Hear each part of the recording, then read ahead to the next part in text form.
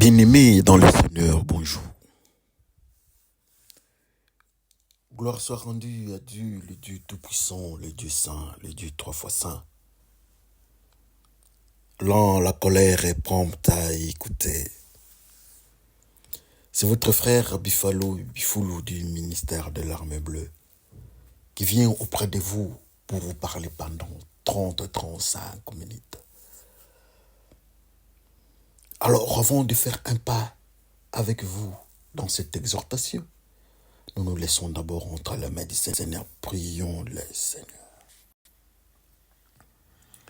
Le Dieu saint, le Dieu trois fois saint, lent à la colère prompte à écouter le Dieu juste.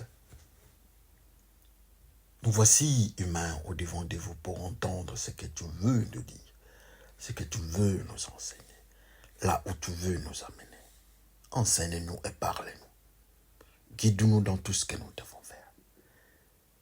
Mes frères et sœurs, moi-même, y compris moi-même, nous voulons dans cette exhortation, Seigneur, que nous soyons instruits, que nous soyons en mesure d'apprendre et d'entendre ce que tu nous dis et que nous soyons encore plus en mesure d'appliquer ça, d'exercer ça, d'obéir à cette parole. C'est dans cette optique-là que nous serons appelés frères de Jésus-Christ, car lui-même il dit, mes frères et ma famille, ce sont ceux qui entendent la parole de Dieu et qui mettent ça en pratique. Merci Seigneur pour cette grâce. Au nom de Jésus-Christ, notre Seigneur, que tu nous as fait grâce, nous disons Amen. Bien-aimés dans le Seigneur, j'ai béni le Seigneur parce que ça fait un peu longtemps que nous avons parlé. Oui, nous parlons encore de notre manière, mais de 15 minutes, de petites exhortations dans notre groupe. Donc aujourd'hui, Dieu me met à cœur qu'on parle un peu d'un phénomène. Alors, avant de faire un pas, il serait mieux pour moi de donner l'intitulé de notre message. Notre message de ce jour est intitulé « L'encodage du nom de Moïse ». Nous allons un peu beaucoup lire aujourd'hui. Nous n'avons qu'un seul texte. Alors, dans les textes que nous allons lire, nous sommes dans Exode 2, du 1er jusqu'au 10e verset. Exode, 2e chapitre, du 1er verset jusqu'au 10e. Lisons par le nom de notre Seigneur Jésus-Christ. Un homme de la famille de la maison de Lévi avait pris pour femme une fille de Lévi. Cette femme devint enceinte et enfanta un fils. Elle vit qu'il était beau et les cacha pendant 3 mois. Ne pouvant plus les cacher, elle prit une caisse de jonc qu'elle enduisit de bitume et de bois. Elle y mit l'enfant et le déposa parmi les roseaux sur le bord du fleuve. La sœur de l'enfant s'étint à quelque distance pour savoir ce qui lui arriverait. La fille de Pharaon descendit au fleuve pour se baigner et ses compagnes se promenèrent le long du fleuve. Elle aperçut la caisse au milieu des roseaux et elle envoya sa servante pour la prendre. Elle ouvrit et vit l'enfant. C'était un petit garçon qui pleurait. Elle en eut pitié et elle dit, c'est un enfant des Hébreux. Alors la sœur de l'enfant dit à la fille du Pharaon, veux-tu que j'aille te chercher une nourrice parmi les femmes des Hébreux pour allaiter cet enfant? Va, lui répondit la fille de Pharaon. Et la jeune fille alla chercher la mère de l'enfant. La fille de Pharaon lui dit, emporte cet enfant et allaite-le, moi je te donnerai ton salaire. La femme prit l'enfant et l'allaita. Quand il grandit, elle l'amena à la fille de Pharaon. Elle fut pour elle comme un fils. et lui donnant le nom de Moïse, car, dit-elle, je l'ai retiré des eaux, et nous disons Amen. Bien-aimés dans le Seigneur, c'est la grâce que le Seigneur nous donne d'écouter sa parole en exhortation, en évangélisation, en méditation et à d'autres formes. Mais cette fois-ci, nous voulons un peu décrypter qu'est-ce qui se passe avec Moïse. Qui est Moïse? D'où vient Moïse? Quel est le code spirituel de Moïse? C'est ce que nous voulons voir. C'est pour cela que nous avons dit encodage du nom de Moïse. Ouvrir un peu, décoder Moïse, voir quel est le mystère qui est dans Moïse. Les enfants d'Israël, les descendants de Jacob, qui se retrouvent en Égypte, sous une porte ouverte de Jacob, de Joseph, leur frère. Ils se retrouvent chez Pharaon. Ils deviennent les premiers ministres. Et 4 générations plus tard, ça a mal tourné. Ils deviennent esclaves comme Dieu avait prédit, Dieu avait dit à leur ancêtre qui est Abraham. Ils sont dans l'esclavage. Alors le constat de ce peuple, le peuple égyptien, des peuples égyptiens, est que le nombre, la position démographique de ces peuples esclaves juifs ou bien israéliens ne faisait que monter, prendre des dimensions qu'ils ne pouvaient plus contrôler. Alors la première décision était de tuer les garçons dès la naissance. Mais la sage-femme, les deux sages-femmes ont refusé d'obtempérer à ces principes du roi d'Égypte. Ils sont passés à la vitesse supérieure, il fallait prendre les garçons et les jeter dans l'eau. C'est ce qui a été fait assurément. Mais cette fois-là, la Bible nous dit qu'il y a eu dans le groupe de ces esclaves-là, dans cette turbulence-là, la Bible donne avec précision qu'il y a eu un lévite qui a pris aussi une autre femme lévite. Ils ont eu un enfant garçon. Mais la maman, elle, pas son père d'elle, elle a constaté que l'enfant était beau. Ils ont gardé l'enfant pendant 3 mois. Après, ils ont fait une caisse. Ils ont pris la caisse, ils ont déposé l'enfant sur les eaux. Ils ont déposé l'enfant sur les eaux. Et là, sa grande sœur était un peu à l'écart, à distance, voir ce qui va arriver. Heureusement, les enfants de la fille de Pharaon viennent. Et on a récupéré la caisse. Ils ont constaté qu'il y avait un bébé qui pleurait là-bas. Et c'était un bébé hébreu. Ils ont compassion. Ils ont accepté d'enlever cet enfant dans cet environnement-là de la caisse. Alors, l'enfant se retrouve chez sa maman. La fille de Pharaon demande, autorise à ce que l'enfant aille chez une femme hébreu pour donner le lait. La Bible donne la pression.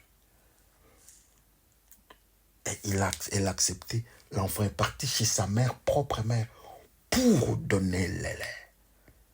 Et le lait là chez la femme lévite. L'enfant grandit.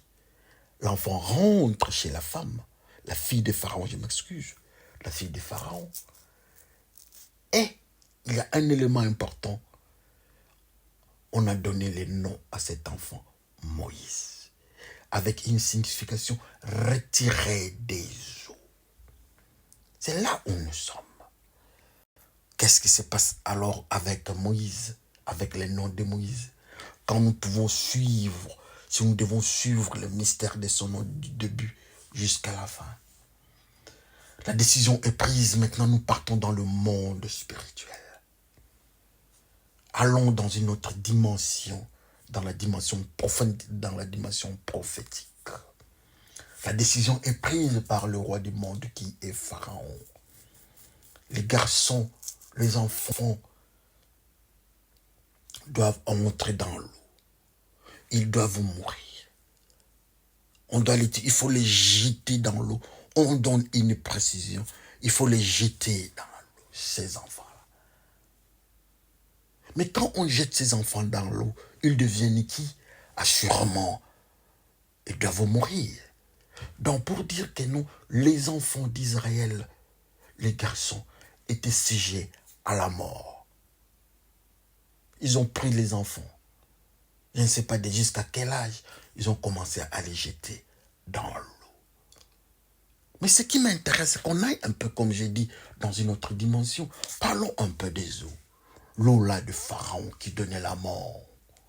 Donc, dans le mystère de l'eau, Pharaon savait qu'il y avait la mort. Mais alors, quand nous regardons dans le mystère, dans les livres des révélations, on nous parle des eaux. Et Pharaon, s'il faut faire une parenthèse, Pharaon lui-même, le code de Pharaon représente le roi du monde, représente les diables. Donc le roi du monde prend une décision que tous ceux qui sont enfants d'Israël doivent se retrouver dans l'eau. Et nous avons dit que dans l'eau là-bas, ça donne la mort. Mais pourquoi alors? Cherchons, qu'est-ce que ça signifie cette eau-là qui donne la mort? Est-ce que tout eau donne la mort? Alors allons de l'autre côté dans la parole de Dieu. Trouvons qu'est-ce qui se passe. Quand nous regardons dans la Bible, on nous parle de notre frère, de notre ami. Je crois que c'est Élisée. On est venu lui parler. Je crois que c'est dans Jourdain. L'eau donnait la mort. L'eau avait un problème. Tout celui qui prenait ça donnait la mort. Alors il a fait quelque chose. Il a mis les sels qui les signes de l'alliance à Dieu. La mort avait quitté. Et l'eau l'a donné la mort. Eux, les Égyptiens qui ont traversé l'eau, les enfants d'Israël ont traversé l'eau, ça n'a pas donné la mort. Ils n'avaient même pas de contact avec ceux-là, avec cette eau-là. Mais comme les Égyptiens, l'armée égyptienne est entrée, ils se sont trouvés dans cette eau-là et l'eau a donné la mort. Donc il y a aussi l'eau qui donne la mort. Mais il y a aussi quelque part dans la Bible, on nous dit que non, l'eau donne la vie. La source de vie. On nous parle de Jérusalem, la source qui donne l'eau vive. Et c'est Jésus-Christ qui nous en parle. Mais cette eau de Pharaon, de l'Égypte, n'était pas l'eau vive, n'était pas Jésus-Christ, parce que ça donnait la mort. Alléluia. Souvenez-vous, nous parlons de l'encodage du nom de Moïse. Jésus-Christ est absent, parce que l'eau là de l'Égypte, ça donne la mort, ça ne donne pas la vie. Et Pharaon ne pouvait pas être à côté de Jésus-Christ. Il met les enfants d'Israël là, les petits enfants. Alors l'eau de Pharaon, quelle est la signification de cette eau-là? Si nous pouvons aller encore de l'autre côté, chez notre frère, Jean qui parlait dans le livre des Révélations. C'est l'ange qui parle. L'eau que vous avez vue représente le monde, représente les nations, représente des tribus, représente des langues, de peuples, sous la domination de la méchanceté, sous la domination du diable, sous la domination de Satan. L'eau de Satan ne donne pas la vie. L'eau de Satan n'est pas Jésus-Christ. Mais ce sont des langues, ce sont le monde entier. C'est la population mondiale qui est sous contrôle du diable. Et quand on les voit spirituellement, on voit l'eau. Et cette eau-là donne la mort. Parce qu'il n'y a pas Jésus-Christ là-bas. Ils sont sous contrôle du diable. Et nous avons dit que Pharaon était un autre nom, un synonyme du diable. Est-ce qu'il y a un rapport entre l'eau de Pharaon et l'eau dont on nous parle dans Révélation, sous contrôle, qui représente le monde sous contrôle du diable? Avançons un peu dans notre étude biblique. Est-ce qu'il y a des similarités? Quand on jette les enfants là-bas, ils trouvent la mort au lieu de trouver la vie. Or, Jésus-Christ, avec Jean-Baptiste, quand il jetait quelqu'un dans l'eau, quand il sortait, il trouvait la vie. Mais pour Pharaon, quand on jette les enfants trouvent la mort. C'est loin de Jésus-Christ. C'est loin de Jésus-Christ. Malheureusement, c'est Pharaon. Mais ce qui est intéressant encore, dans cette ambiance pharaonique, dans la destruction, il prend des décisions, je dois détruire. Mais qui est ce peuple-là qui doit être détruit? Il choisit seulement les enfants d'Israël. On doit les mettre dans l'eau aussi. Ils doivent subir la mort. Mais alors, qu'est-ce qui se passe? Mais dans le groupe des enfants d'Israël, je ne sais pas combien des enfants lévites qui sont entrés aussi dans l'eau de Pharaon pour trouver la mort. Mais lisons ce que la Bible nous dit ici. La Bible nous dit qu'il y a eu un lévite qui a eu pour femme une lévite et ils ont donné naissance à un enfant. Moi j'aime ça. Qu'est-ce que ça signifie? Nous avons dit que nous sommes partis dans le monde prophétique. Les Lévites. Ces enfants-là d'Israël, le 12 tribus d'Israël, ils étaient 13. Mais la 13e personne, c'était une femme, on la met à côté. Alors il n'y a que 12. Mais dans le 12, là, il y avait une marque. Une marque qui s'appelle Lévi. Lévi, quand on donne des responsabilités, on dit, Lévi, on les met à part pour Dieu. Alléluia. Lévi est mis à part pour Dieu, pour dire que Lévi n'est pas dans le système du monde. Il est au sacerdoce de Dieu. Il est au-dessus des eaux. Il est au-dessus. Il est mis à part dans le monde. Il est différent de nous autres. Il ne prend rien du monde. Il n'hérite rien.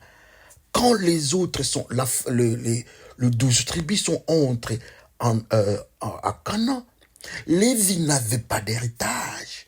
La Bible nous dit que l'héritage des Lévites, c'était Dieu lui-même. Alléluia. C'est Dieu qui prenait contrôle de Lévi.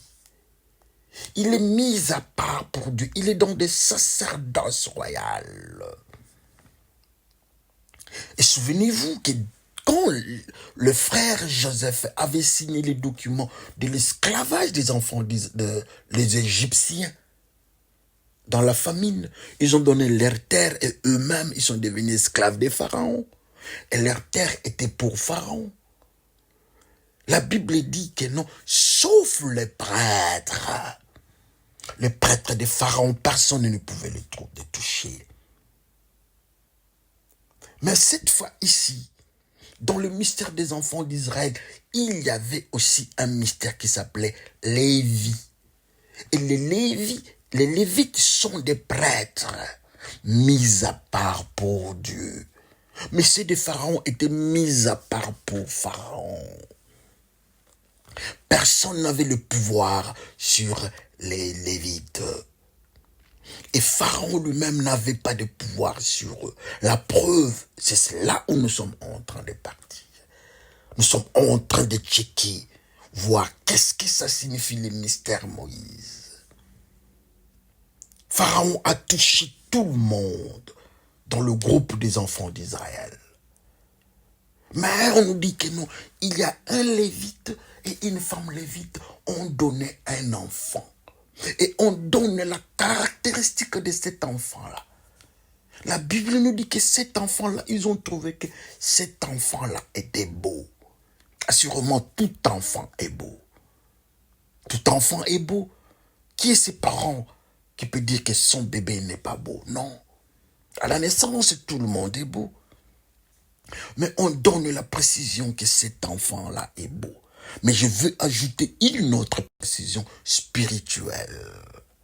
Ce sont les Lévites, mis à part pour Dieu, dans les sacerdoces royales, qu'ils déclarent la beauté de cet enfant-là. C'est comme Dieu qui dit à la femme noire. La Bible dit que non, cette femme noire est belle que toutes les femmes. Saraï est belle. La femme d'Isaac est belle. Et cet enfant, maintenant, on constate qu'il est beau. Mais qui constate cette beauté-là? Ce sont ceux qui sont dans le sacerdoce de Dieu. Ce sont ceux qui sont mis à part pour Dieu. Pour dire encore qu'ils ont remarqué une certaine beauté. Donc spirituellement, Moïse était une beauté spirituelle et avait une marque de Dieu. Et c'est une déclaration des Lévites. Alléluia. Moïse est beau. Comme conséquence, Moïse ne doit pas aller sur les eaux. Parce qu'il a une marque de Lévite. Un Lévite est mis à part pour Dieu. Un Lévite ne peut pas aller dans le monde. Comme nous avons dit que l'eau représentait le monde sous la domination des diables. Et que les Lévites étaient mis à part pour Dieu. Donc, il ne devait pas avoir un contact avec l'eau qui représente le monde, qui représente ceux qui sont sous contrôle du diable, qui se présentent ceux qui doivent connaître la mort du diable. Mais sauf les Lévites, parce que les Lévites sont mis à part pour Dieu. Les Lévites sont des serviteurs de Dieu. Ils sont dans le sacerdoce royal. Et personne ne pourra les toucher. Personne alors. Alors il faut protéger. Il faut le protéger. On ne met pas l'enfant dans les eaux. Il ne faut pas jeter l'enfant dans les eaux. Il ne faudra pas que l'enfant ait un contact avec le monde du diable. Qu'est-ce qu'on fait? On prend l'enfant, le mystérieux enfant qui est beau, qui vient d'une souche, d'une combinaison, d'un lévite à une lévite. Une lévite et un lévite donne un produit qui s'appelle la beauté. Un produit qui s'appelle la pureté. Et c'est ce qui était Moïse. Et cette beauté-là ne pouvait pas être en contact avec les impuretés du monde qui est appelée d'une manière ou d'une autre les eaux ou bien l'eau. Les impuretés sont sous le contrôle du diable, de Pharaon. C'est Pharaon qui prend ces histoires, il les met là-bas. Les impudiques, Pharaon le met dans les eaux. Les adultères, le fornicateur, les ivrognes, les alcooliques, le magicien. Tous ceux qui sont dans cette vie-là sont sous contrôle de Pharaon. Ils partent dans les eaux, sauf les Lévites et alléluia. Souvenez-vous que nous sommes en train de parler de l'encodage du nom de Moïse. Nous sommes en train de décrypter les noms, les mystères Moïse. Moïse est mystérieux. Il vient d'une double souche. Il vient d'une double souche lévite. Les enfants de Joseph, avec l'égyptienne, ont donné une demi-tribu. On parle de la demi-tribu. Mais celui-ci, Moïse, est une dose 100% lévites. Alors, qui sont les lévites? Ceux qui sont mis à part pour Dieu. Donc, le pharaon ne peut pas les toucher. On ne peut pas les mettre dans les eaux. Et la maman connaissait les mystères. Elle déclare déjà que l'enfant est beau. Donc, l'enfant ne peut pas aller dans le monde. L'enfant ne peut pas toucher les impuretés. Même Pharaon n'a pas le pouvoir sur cet enfant. Parce qu'il est mis à part pour Dieu. C'est ça le mystère Moïse. On le met alors sur une caisse. Qu'est-ce que nous devons faire? Pharaon prend une décision sur les enfants. Mais nous savons que cet enfant ici est beau. Il est mis à part pour Dieu dans le sacerdoce royal. Il ne peut pas toucher l'eau. Mais la loi de Pharaon est là. Qu'est-ce qu'on fait? On met l'enfant sur la caisse. on la met sur les eaux.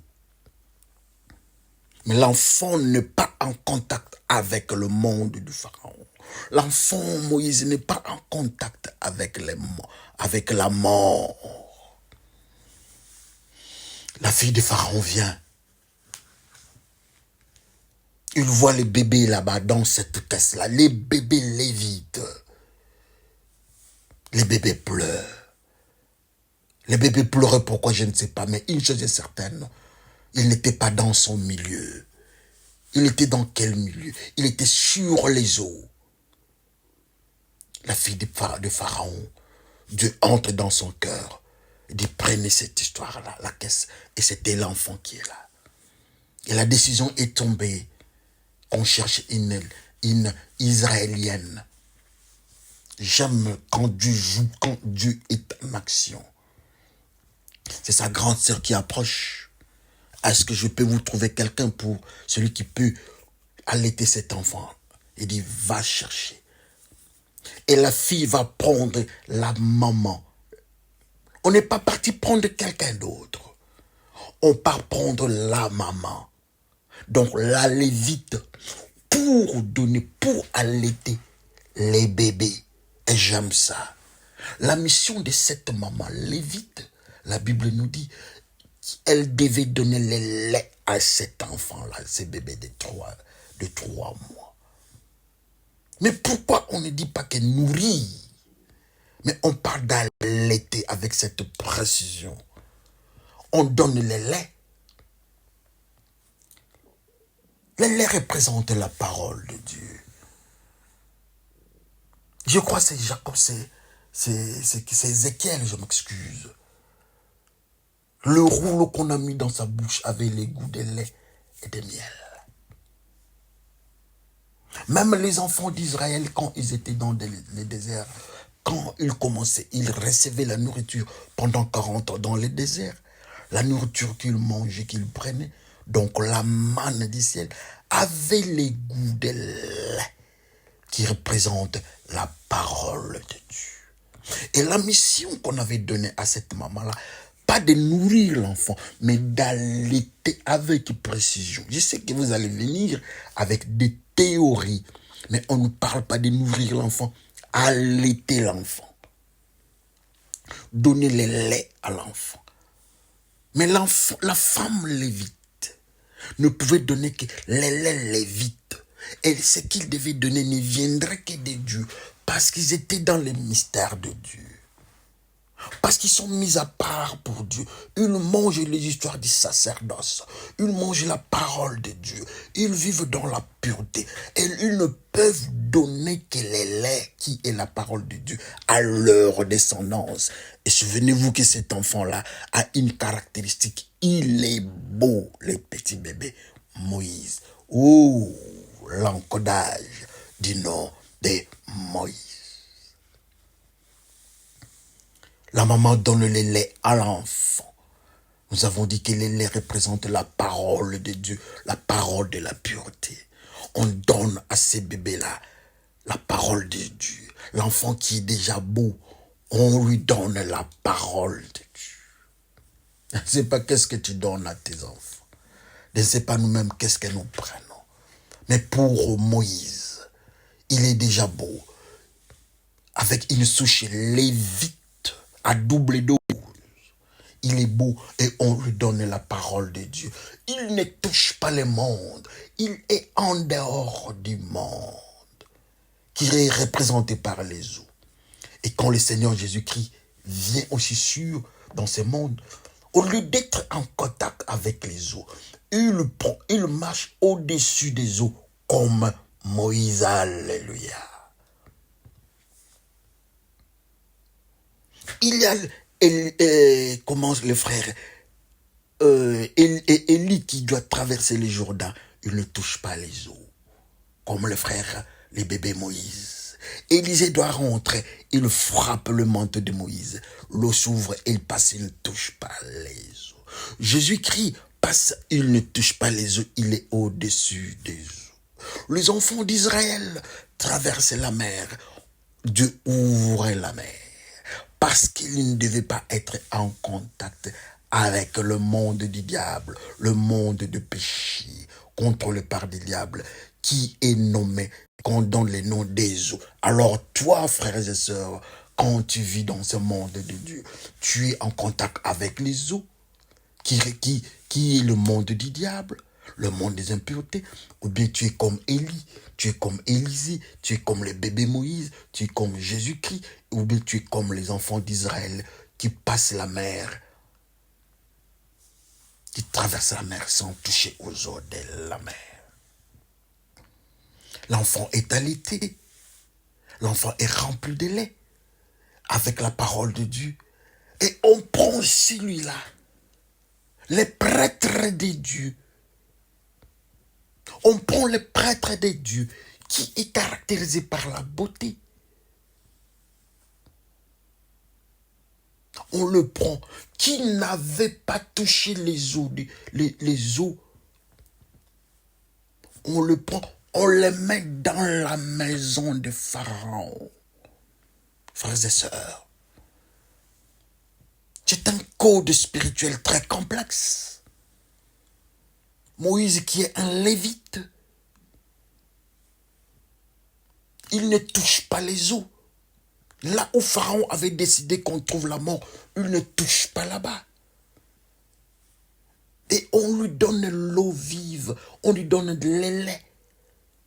On les marque, il est beau et il est rempli de la parole de Dieu. Mais on les lance dans la maison des pharaons. Quelle est la mission de Moïse? Alors, pas en Égypte, dans les systèmes externes du pouvoir, mais en Égypte, dans les systèmes internes du pouvoir. Il infiltre le pouvoir du roi du monde. C'est ça le mystère Moïse. Moïse est un lévite. Et la Bible nous dit que nous sommes du sacerdoce royal. Nous sommes les élus. Nous sommes comme Moïse. Nous sommes des prêtres dans l'ordre de Melchisédek. La Bible nous dit que nous devons nous nourrir de la parole de Dieu. Comme Moïse était nourri par le lait de cette maman. Pas n'importe quel lait, mais des laits qui viennent d'une zone des Lévites. La maman Lévite qui donne le lait à Moïse. Alors nous prenons quel type de nourriture? Si nous sommes appelés Lévites et nous sommes appelés prêtres dans l'ordre de Melchisédek, nous prenons quel type de lait? Nous prenons quel type de nourriture? Les uns prennent l'adultère, fornication, ça c'est leur nourriture. Quand ils disent que non, ils le prennent, ils sont chrétiens aussi. Oui, c'est vrai, il n'y a pas de problème. Mais cette nourriture-là n'est pas une nourriture des Lévites. Les Lévites n'étaient pas adultères. Alors quand vous prenez les laits qui s'appellent adultère, fornication, magie, livrognerie, ça ne vient pas des Lévites, c'est que vous n'êtes pas Lévites, vous n'êtes pas prêtre dans l'ordre de Melchisédek. On peut s'appeler chrétien, mais Jésus-Christ a laissé un ordre, l'ordre de Melchisédek. Les prêtres, dans ce système de prêtrise, on prend les laits, on est des Lévites, on est mis à part pour Dieu, et nous ne touchons pas à l'eau. Nous ne touchons pas à l'eau. Même la grande sœur de Moïse, je crois que c'est Myriam, la sœur de Moïse, la Bible nous dit qu'elle est restée à distance voir ce qui arrivera à l'enfant. Elle n'est pas entrée dans l'eau. Alors nous autres, nous prenons quel type de nourriture? Les uns prennent leur nourriture qui s'appelle la culture. Il y a un frère qui m'a dit, mais nous sommes chrétiens, mais nous avons aussi, notre culture. Ça, c'est les diables. En Dieu, nous n'avons qu'une seule culture, qui est la culture de l'ordre de Melchisédek. Quand on est venu donner à Moïse, on voulait l'enrichir, on dit, donne-nous tes soldats, prends la richesse. Il a refusé cette richesse-là du monde, du roi de Sodome. Le roi de Chine, il a refusé ces histoires-là. Il est resté dans la richesse que Dieu lui avait donnée. C'est ce que nous avons besoin.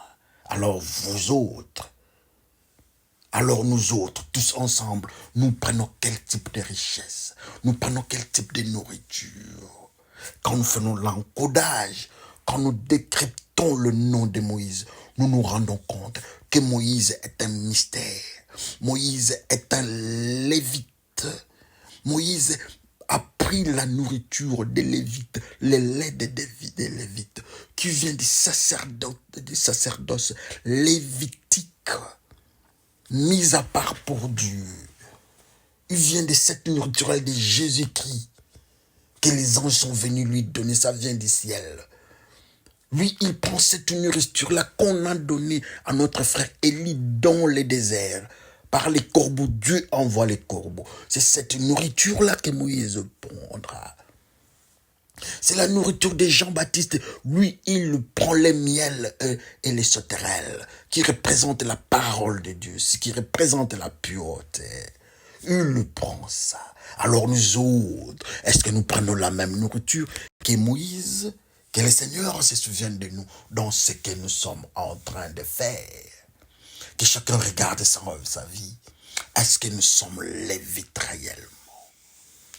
Si nous sommes entrés dans coder le nom de Moïse, encodons aussi, décryptons aussi notre vie et nous allons comprendre ce que nous sommes.